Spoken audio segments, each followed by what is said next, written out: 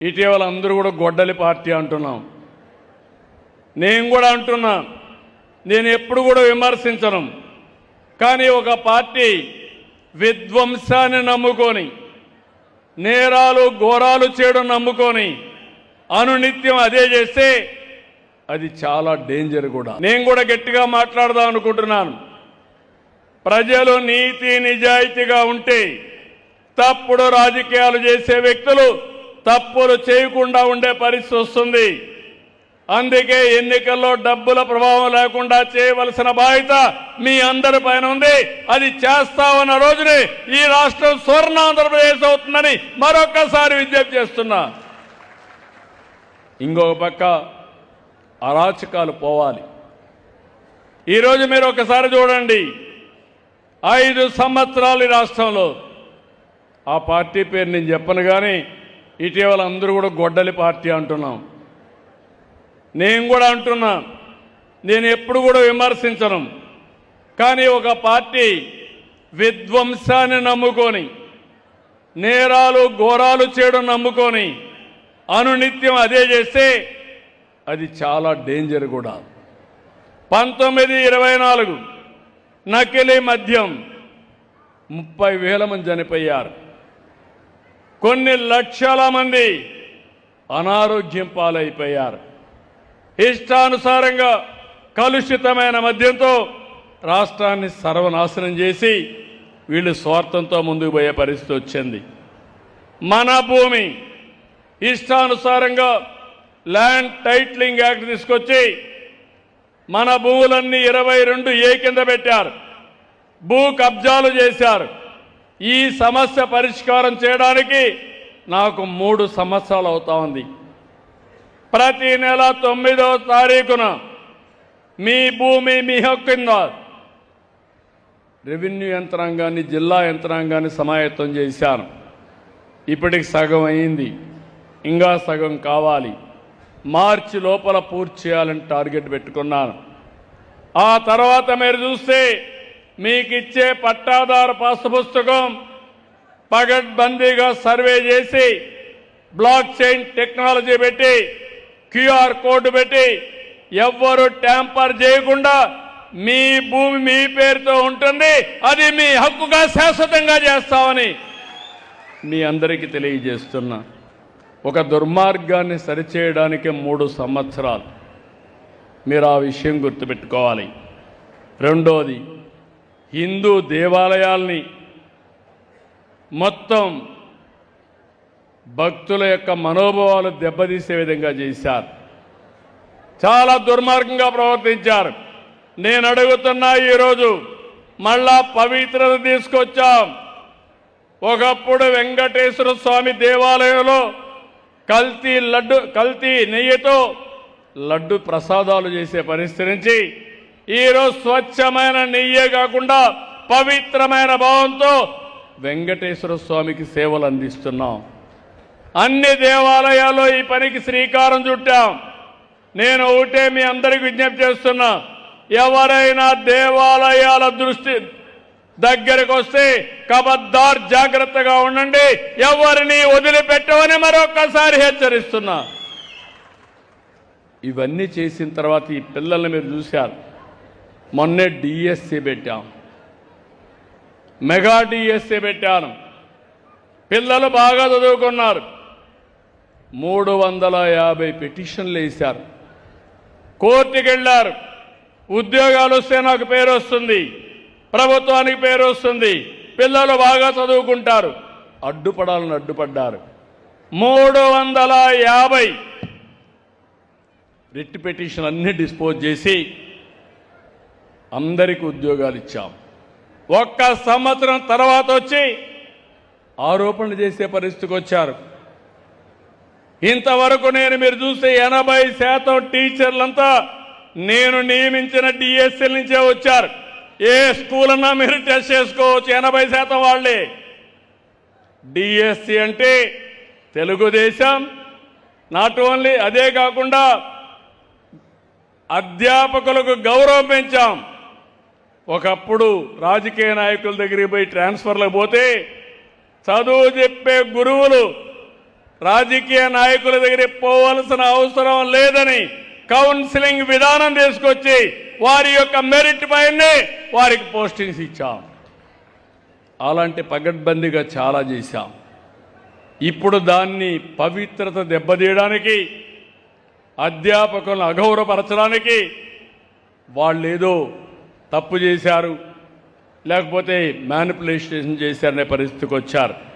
నేను ఒకటే చెప్పాను, వాళ్ళు చెప్పింది కూడా మీరు చూస్తే ఎవరికో ర్యాంక్ వచ్చింది, ఆయన సర్టిఫికెట్స్ తీసుకురాలేదు, ఆయన వెరిఫికేషన్ రాకపోతే ఆయన తప్పది, ఆయన లోపాలు ఆయన గుర్తుపెట్టుకోవాలి. రెండవది, పిల్లలు చదువుకోవడమే కాదు స్పోర్ట్స్లో కూడా ప్రాధాన్యత ఇవ్వాలనుకున్నాను. అందుకే మీరు ఆలోచిస్తే 2% ఉంటే దాన్ని 3% చేసి అన్ని ఉద్యోగాల్లో చదువుకు సమానంగా స్పోర్ట్స్ కూడా ప్రాధాన్యత ఇస్తున్నా. పిల్లలు చదువుకోవాలి, ఆరోగ్యంగా ఉండాలి. ఆరోగ్యంగా ఉండాలంటే ఆడుకోవాలి. చదువుకోవడం ఒకటే కాదు, స్కూలుకు పోయినప్పుడు ఆహ్లాదకరమైన వాతావరణంలో ఎంత చదువుకి ఇంపార్టెన్స్ ఇస్తారో అంత ఇంపార్టెన్స్ ఆడుకోవడానికి కూడా ఇవ్వాల్సిన అవసరం ఉంది. అప్పుడే మెంటల్గా ఎక్కడికక్కడ పిల్లలకు కూడా రిలీఫ్ వస్తుందని చెప్పి కూడా నేను మీకు తెలియజేస్తున్నా. నేను ఆ ఉద్యోగాలు ఇస్తే మీరెందుకు ఇచ్చారంటారు. డెఫినెట్గా ఇస్తాను. అది Telugu Desam NDA policy. Guide lines కూడా మీరు చూస్తే గవర్నమెంట్ ఆఫ్ ఇండియా పెట్టిన గైడ్ లైన్స్ ప్రకారమే ఇచ్చాను తప్ప ఎక్కడా డీవియేషన్ లేదు. ఎక్కడో ఎవరో డబ్బులు అడిగారని ఇందులో అవినీతి జరిగిందంటారు. వీళ్ళ పిఏ 100 కోట్లు సంపాదించాడు, ఆయన ఆఫీసులో ఉండి దానికి సమాధానం చెప్పడు. నేను అందుకనే డిఎస్సిలో ఎలాంటి అవకతవకలు జరగలేదు, జరగనియను. నేను ఈ సీట్లో ఉన్నంత వరకు ఎక్కడ అవినీతి జరిగే సమస్య ఉండదని మరొకసారి విజ్ఞప్తి చేస్తున్నాను. దీనికి కారణం ఒకటి ఉంది. గ్రూప్ 1 సర్వీస్ అడ్మినిస్ట్రేటర్స్ సర్వీస్ చేసే ఎంపిక చేసే సర్వీసు, అందులో ఇష్టానుసారంగా చేశారు. ఆఫీసులో పగడ్బందీగా సెక్యూరిటీ పెట్టి చేయాల్సిన గ్రూప్ 1 హైదరాబాద్ పంపించేశారు. మామూలుగా మామూలుగా అయితే హ్యాండ్ రైటింగ్తో మామూలుగా మాన్యువల్గా చేయవలసినటువంటి పరీక్షలు రుద్దేది మెకానికల్గా చేశారు, డిజిటల్గా చేసేశారు. కోర్టు తప్పుపట్టింది. కోర్టు తప్పుపట్టినా లెక్క పెట్టుకోలేదు. మళ్ళా కోర్టు డైరెక్షన్ ఇస్తే హోప్ ఐలాండ్లో చేశారు. మళ్ళీ కోర్టు తప్పడితే ఆఫీసులో 3వసారి చేశారు. ఇష్టానుసారంగా పిల్లల యొక్క భవిష్యత్తుని అంధకారం చేయడానికి చేశారు. ఏపీపీఎస్సీ అంటే ఆంధ్రప్రదేశ్ పబ్లిక్ సర్వీస్ కమిషన్ పగడ్బందీగా చేయాలి.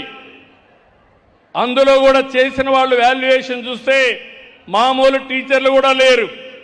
ప్లంబర్లు, కన్స్ట్రక్షన్ వర్కర్లు, ఇంట్లో పనిచేసేవాళ్ళు, అటెండర్లు, ఎలక్ట్రీషియన్లు వీళ్ళు రివ్యూ చేసే పరిస్థితికి వచ్చారు. ఈ వాస్తవాలు బయటపడతాయని ఇష్టానుసారంగా రెచ్చిపోయి పనిచేస్తున్నారు. మీరు ఒక్క విషయం గుర్తుపెట్టుకోవాలి, తప్పు చేసిన వాడు ఎప్పటికీ తప్పించుకోలేరు. తప్పు చేయకపోతే ప్రపంచంలో ఎవ్వరూ ఏమీ చేయలేరనేది నా ఆలోచన. నిన్న మీరు చూశారు వివేకానంద రెడ్డి గారి మర్డర్. బాబాయిని గొడ్డలతో లేపేసిన పార్టీ ఈ పార్టీ. ఆ రోజు నా మీద పెట్టారు ఆ నేరం. అలాంటివన్నీ కూడా చూశాం.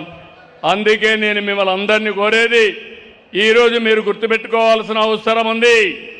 మంచి పనులు చేయాలంటే రాజకీయాల్లో కూడా ప్రక్షాళన అవసరం.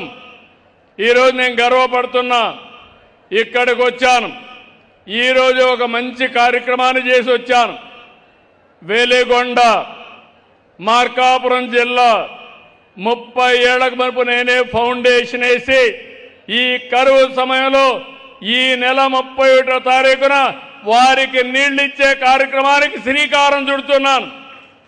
ఇది నాకు ఆనందం.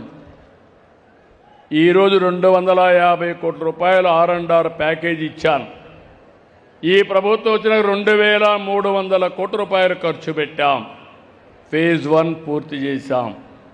అనకాపల్లికి నీళ్లు తీసుకొస్తాం. అది నాకు ఆనందం. ఇలాంటి పనులు మనం చేస్తూ ఉంటే వీళ్ళందరూ వచ్చి చేసినప్పుడు మీకు ఒకటే విజ్ఞప్తి చేస్తున్నాం. మీలో మంచి చెడులు విశ్లేషణ చేయాలి, చెడుని ఖండించాలి, మంచి ప్రోత్సహించాలి, అండగా నిలబడాలి. రేపు రాబోయే రోజుల్లో ఎవరు తప్పు చేసినా ఖండించే పరిస్థితి మీలో వస్తే తప్పులు చేసేవాళ్ళు చేయరని చెప్పి నేను మీకు తెలియజేసుకుంటున్నా. ఈరోజు ఈ విషయాలన్నీ చేసి నేను ఒకటే మీ అందరికీ విజ్ఞప్తి చేస్తున్నా. నేను ఎన్ని ఇబ్బందులు వచ్చినా, ఎన్ని అడ్డంకులు వచ్చినా నా లక్ష్యంలో మార్పు ఉండదు. నా లక్ష్యం స్వర్ణాంధ్ర, స్వచ్ఛాంధ్ర. దీన్ని నిర్మించే వరకు మీకు అండగా ఉంటానని మరొకసారి హామీ ఇస్తూ